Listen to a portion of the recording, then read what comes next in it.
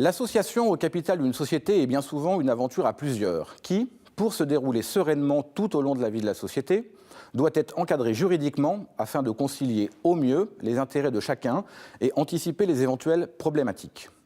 À tout moment de la vie d'une société, lors de sa création, de son développement ou de sa reprise, il peut donc s'avérer nécessaire d'organiser les relations entre les associés en précisant leurs droits et obligations, éventuellement par la conclusion d'un pacte d'associés. En effet, les rapports entre les associés d'une société sont en premier lieu régis par les dispositions statutaires.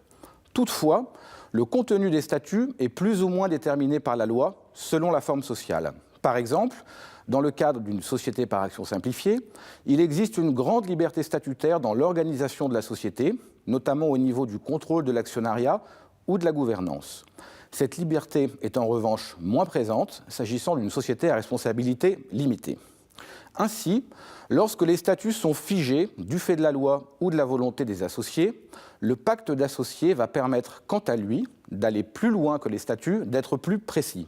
Ainsi, par exemple, un pacte peut stipuler des dispositions relatives à un engagement de non-concurrence, à la rémunération des associés, aux obligations de cession de titres, lesquelles n'ont pas vocation à figurer dans les statuts. Dans ce cadre, l'intérêt majeur du pacte par rapport aux statuts réside dans sa confidentialité. Les statuts d'une société, en revanche, sont consultables par toute personne sur simple commande auprès du registre du commerce et des sociétés, moyennant environ 11 €.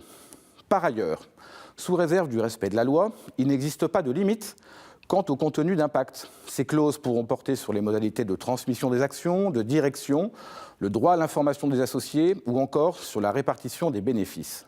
De même, un pacte peut être conclu entre certains associés de la société uniquement.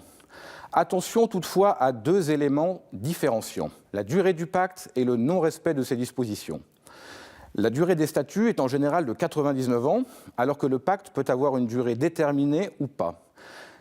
Si sa durée est indéterminée, une partie pourra y mettre fin à tout moment, sous réserve de respecter le délai contractuellement prévu ou un délai dit raisonnable.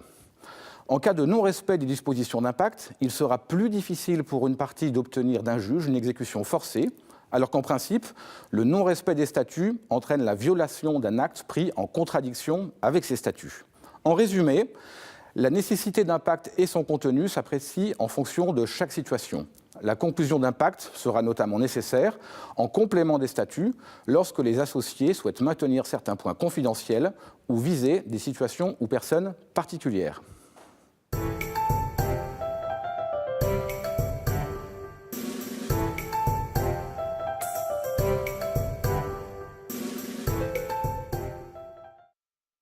La vie des entreprises.